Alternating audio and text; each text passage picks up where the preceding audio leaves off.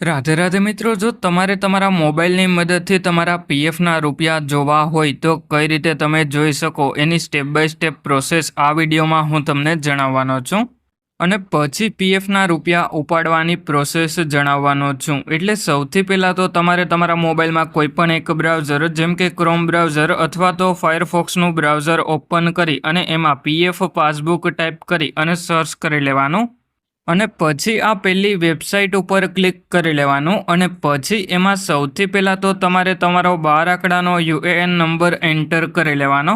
એટલે જેવો તમારો 12 આંકડાનો યુએએન નંબર એન્ટર કરો એના પછી પીએફનો પાસવર્ડ તમે જે પણ સેટ કરેલો હોય એ એન્ટર કરી અને પછી ઉપરની તરફમાં આ જે કેપ્ચા દેખાય એ નીચેની તરફમાં એન્ટર કરી લેવાનો.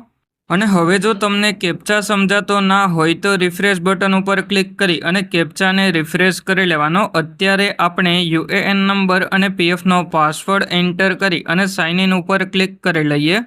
એટલે પછી આપણે ટોટલ અવાઇલેબલ બેલેન્સ જોવા મળી જશે અને પછી એમાં નીચેની તરફમાં એમ્પ્લોયી શેર અને એમ્પ્લોયર શેરમાં કેટલા પીએફના રૂપિયા જમા થયા એ પણ જોવા મળી જશે.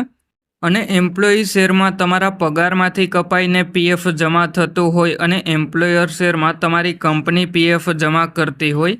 અને હવે પીએફનું પેન્શન જોવા માટે ઉપરની તરફમાં આ 3 લાઇન ઉપર ક્લિક કરી અને પાસબુક ઉપર ક્લિક કરી લેવાનું.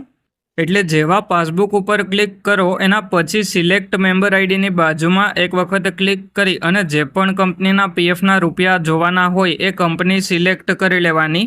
અને પછી એમાં તમારે ફાઇનાન્શિયલ યર સિલેક્ટ કરવા માટેનો ઓપ્શન જોવા મળી જશે. એટલે ફાઇનાન્શિયલ યર તમારે સિલેક્ટ કરી લેવાનું. એટલે પછી એમાં પીએફના પેન્શનમાં કેટલા રૂપિયા જમા થયા એ પણ જોવા મળી જશે. અને હવે જો તમારે એની પીડીએફ ડાઉનલોડ કરવી હોય તો ડાઉનલોડ એઝ પીડીએફ ઉપર ક્લિક કરી લેવાનું.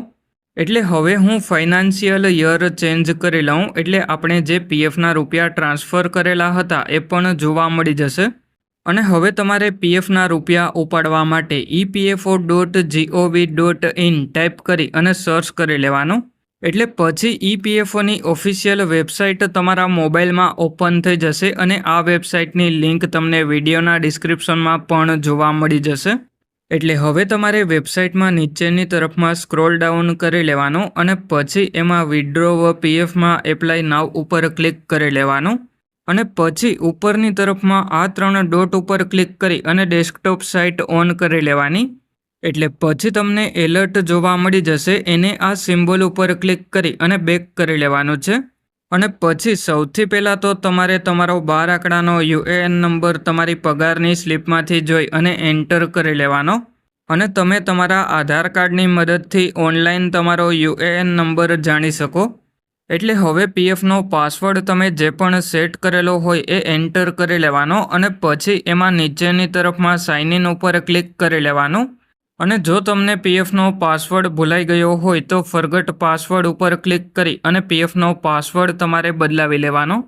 એટલે હવે અત્યારે આપણે પીએફનો પાસવર્ડ યાદ હતો એટલા માટે યુએએન નંબર અને પીએફનો પાસવર્ડ એન્ટર કરી અને સાઇન ઇન ઉપર ક્લિક કરી લીધું. એટલે પછી આપણા મોબાઈલ નંબર ઉપર ઓટીપી આવી ગયો. એટલે હવે ઓટીપી 5 મિનિટ સુધી જ વેલિડ હોય એટલા માટે 5 મિનિટની અંદર એન્ટર કરી અને સબમિટ કરી લેવાનો. એટલે પછી તમે તમારા પીએફ એકાઉન્ટમાં લોગિન થઈ જશો. એના પછી ઉપરની તરફમાં આ 3 લાઇન ઉપર એક વખત ક્લિક કરી લેવાનું. અને પછી એમાં તમારે ઓનલાઈન સર્વિસીસ ઉપર ક્લિક કરી અને ક્લેમ ઉપર ક્લિક કરી લેવાનું છે. એટલે હવે તમારે બેંક એકાઉન્ટ નંબર એન્ટર કરવો પડે. અને હવે ઘણા લોકોને એક કરતાં વધારે બેંક એકાઉન્ટ હોય તો એમને ઉપરની તરફમાં આ 3 લાઇન ઉપર ક્લિક કરી મેનેજ ઉપર ક્લિક કરી અને કેવાયસી ઉપર ક્લિક કરી લેવાનું.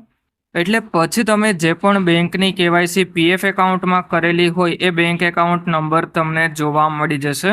અને હવે જો તમારે 50,000થી વધારે પીએફના રૂપિયા ઉપાડવાના હોય તો પાન કાર્ડની કેવાયસી પણ કરી લેવાની. આપણી પાન કાર્ડની કેવાયસી અપ્રૂવડ થઈ ગઈ અને બેંકની KYC verified online by bank થઈ ગઈ. એટલે હવે ઉપરની તરફમાં આ 3 લાઇન ઉપર ક્લિક કરી ઓનલાઈન સર્વિસીસ ઉપર ક્લિક કરી અને ક્લેમ ઉપર ક્લિક કરી લેવાનું છે. અને પછી તમારે બેંક એકાઉન્ટ નંબર એન્ટર કરી અને ચેક ઉપર ક્લિક કરી લેવાનું. એટલે પછી તમને એમાં વોર્નિંગ જોવા મળી જશે, એમાં યસ ઉપર ક્લિક કરી લેવાનું. એટલે પછી તમારો બેંક એકાઉન્ટ નંબર વેરીફાઈ થઈ જશે અને બેંક એકાઉન્ટ નંબરની બાજુમાં વેરીફાઈડ લખેલું જોવા મળી જશે. એટલે હવે આપણે પ્રોસીડ ફોર ઓનલાઈન ક્લેમ ઉપર એક વખત ક્લિક કરી લેવાનું છે. અને પછી પીએફના રૂપિયા ઉપાડવા માટે જો આપણી નોકરી ચાલુ હોય અને પીએફના રૂપિયા ઉપાડવાના હોય તો પીએફ એડવાન્સ ફોર્મ 31 સિલેક્ટ કરી લેવાનું. અને પછી ક્લિક હિયર ઉપર ક્લિક કરી અને આધાર વેરીફાઈડ સર્વિસીસ જોઈ લેવાની. અને પછી સિલેક્ટ સર્વિસ ઉપર ક્લિક કરી અને જે પણ કંપનીના પીએફના રૂપિયા ઉપાડવાના હોય એ કંપની સિલેક્ટ કરી લેવાની. એટલા માટે હવે મેં કંપની સિલેક્ટ કરી લીધી. એના પછી એમાં નીચેની તરફમાં સિલેક્ટ એડવાન્સ પેરા ઉપર ક્લિક કરી લેવાનું છે. એટલે પછી પીએફના રૂપિયા ઉપાડવા માટેનું પર્પઝ સિલેક્ટ કરવાનો થાય. એના માટે જો તમે બીમાર હોય અને પીએફના રૂપિયા ઉપાડવાના હોય તો ઇલનેસ સિલેક્ટ કરી લેવાનું. અને હવે જો તમારે લગ્ન માટે પીએફના રૂપિયા ઉપાડવાના હોય તો મેરેજ સિલેક્ટ કરી લેવાનું. અને જો તમારે એજ્યુકેશન માટે પીએફના રૂપિયા ઉપાડવાના હોય તો એજ્યુકેશન સિલેક્ટ કરી લેવાનું. અને જો ઘરની જરૂરિયાત માટે પીએફના રૂપિયા ઉપાડવાના હોય તો હાઉસિંગ રિલેટેડ નીડ્સ સિલેક્ટ કરી લેવાનું. અને હવે જો કોઈ સ્પેશિયલ પર્પઝથી પીએફના રૂપિયા ઉપાડવાના હોય તો સ્પેશિયલ સર્ક્યુમસ્ટન્સીસ સિલેક્ટ કરી લેવાનું. એટલે હવે મેં ઇલનેસ સિલેક્ટ કરી લીધું. એના પછી તમને એલિજિબલ ક્લેમ અમાઉન્ટ જોવા મળી જશે. એટલે હવે ખાસ એ વાતનું ધ્યાન રાખવાનું કે એલિજિબલ ક્લેમ અમાઉન્ટ કરતાં વધારે અમાઉન્ટ આ બોક્સમાં એન્ટર નથી કરવાનું. જો તમે વધારે અમાઉન્ટ એન્ટર કરી અને ક્લેમ કરો તો તમારો ક્લેમ રિજેક્ટ થઈ જશે. એટલે હવે જો તમારે એડ્રેસમાં કોઈ પણ ચેન્જીસ કરવાનો હોય તો આ સિમ્બોલ ઉપર ક્લિક કરી અને એડ્રેસ ચેન્જ કરી લેવાનો. અને હવે અત્યારે એડ્રેસમાં કોઈ પણ ચેન્જીસ કરવાનો ન હતો એટલા માટે આ બોક્સ ઉપર ક્લિક કરી અને ગેટ આધાર ઓટીપી ઉપર ક્લિક કરી લેવાનું. અને પછી જે ઓટીપી આવે એ ઓટીપી એન્ટર કરી અને ઓટીપી સબમિટ કરી લેવાનો. એટલે તમારું ક્લેમ ફોર્મ પોર્ટલ ઉપર સબમિટ થઈ જશે. અને પછી થોડાક દિવસની અંદર બેંક એકાઉન્ટમાં પીએફના રૂપિયા જમા થઈ જશે. અને હવે જો તમારે બધા જ પીએફના રૂપિયા ઉપાડવાના હોય તો એના માટે PF final settlement form 19 select કરી લેવાનો.